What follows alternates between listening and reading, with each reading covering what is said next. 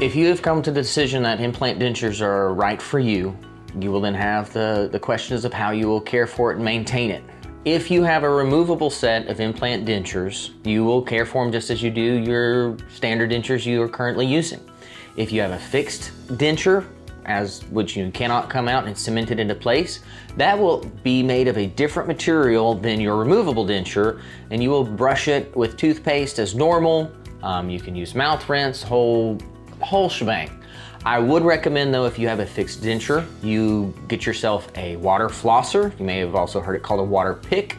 Waterpik is a brand name, but water flosser, go on Amazon or wherever is best for you. But that allows you to use a pressurized cleaning system to get up underneath your appliance and clean underneath it. Whereas it's very difficult to get floss in those spaces because we adapt it to your tissue as tightly as possible to keep food from trapping.